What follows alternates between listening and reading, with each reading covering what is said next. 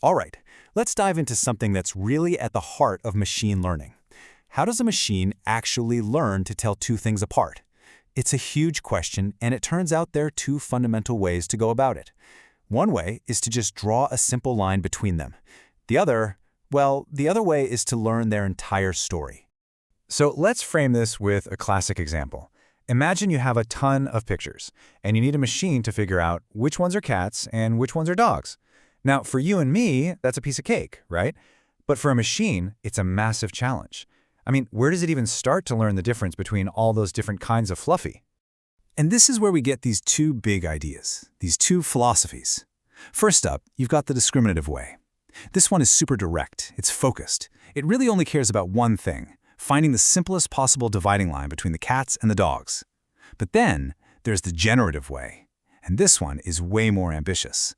It doesn't just want to draw a line. It wants to get to the very soul of what makes a cat and what makes a dog.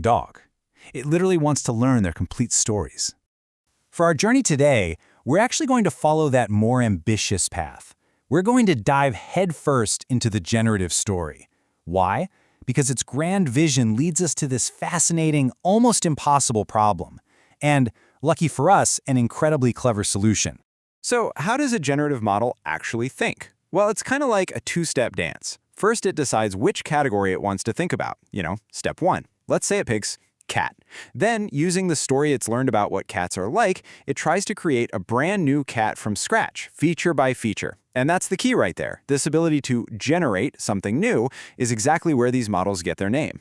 But, and this is a huge but, this whole idea of learning the perfect story for every single class, it runs smack into a massive wall. I mean, an absolutely monumental wall.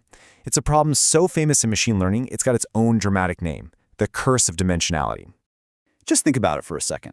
To truly perfectly understand what a cat is, the model would have to have seen every single possible combination of ear shape, fur color, tail length, whisker pattern, absolutely everything. It would need an example for every type of cat that could ever possibly exist. Yeah, you can probably see where this is going. Now let's get a tiny bit mathematical. But don't worry, this formula here tells us how many different settings, or parameters, a model would need to learn this perfect story. C is your number of classes, K is how many options each feature has, and D? D is the number of features. And that's the part you gotta watch. See how D is up there in the exponent? Anytime you see your number of features in an exponent, you are in for a world of pain. And this is exactly how bad it gets. Let's say we have a simple task. 2 classes, cat or dog, and just 100 simple yes or no features, like does it have pointy ears? The number of parameters you need to learn is that number right there. It's a number so ridiculously huge it doesn't even have a common name. It's bigger than the estimated number of atoms in our entire Milky Way galaxy. It is completely, utterly, computationally impossible to deal with. So, we're stuck, right?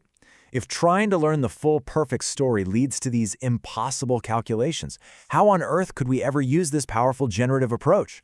How do these models ever actually get built and work in the real world?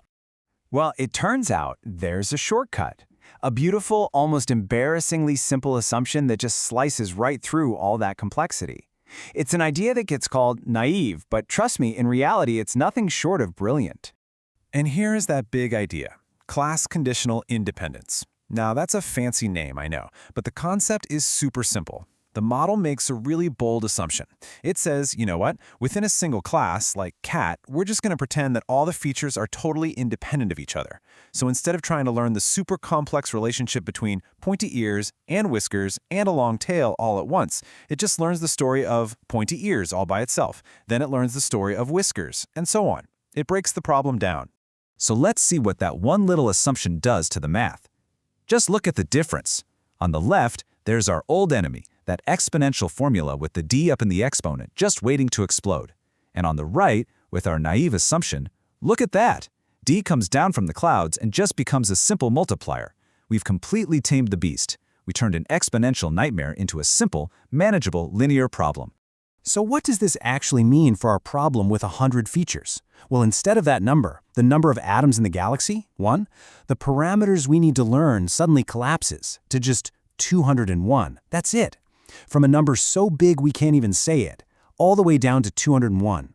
It's an absolutely stunning reduction that takes the problem from impossible to totally practical. Now, this incredibly powerful, naive idea isn't just some neat theoretical trick. Oh no! It is the actual engine behind some of the most classic and widely used models in all of machine learning. And two of the most famous are naive Bayes and linear discriminant analysis, or LDA. You've probably heard of naive Bayes. It's amazing for things with discrete features, like checking for certain words to classify spam emails. And then LDA is great for continuous data, things like height or weight. The really important thing to know is that both of these models are built on that exact same naive assumption of feature independence. And because they share that secret, they both follow the same basic playbook. Step 1, make that brilliant, naive assumption. Step 2, learn the simple, separate stories for each feature within each class. And then Step 3, when a new piece of data comes along, they use a cool tool from probability called Bayes' rule. It basically lets them weigh all the evidence and ask, okay, given what I'm seeing, is it more likely this thing fits the cat story or the dog story? And this is where we get to this wonderful, beautiful paradox. These models go through all this effort to learn a rich, detailed, generative story for each class. They really try to understand the essence of what a cat is and what a dog is. But the way they actually make their final choice, it's surprisingly, almost shockingly simple. And here's the final twist. After all that amazing work learning the deep story of the data, both naive Bayes and LDA, they just end up drawing a straight line to separate the classes. That's right, they're generative models at heart, but their final decision is just a simple line. They learn a story only to draw a line. So, what's the big lesson here? What's the main takeaway from all this? It's that sometimes the most powerful tool for solving an incredibly complex, even an impossible problem, isn't just throwing more computing power at it. It's about finding the right simplifying assumption.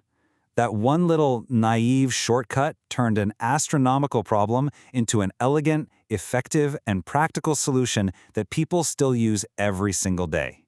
And that really leaves us with a final thought, doesn't it? This whole principle goes way beyond just classifying cats and dogs. It really makes you wonder, what other impossible problems out there, in science, in business, maybe even in our own lives, are just sitting there, waiting for the right, simple, naive shortcut to come along and unlock them?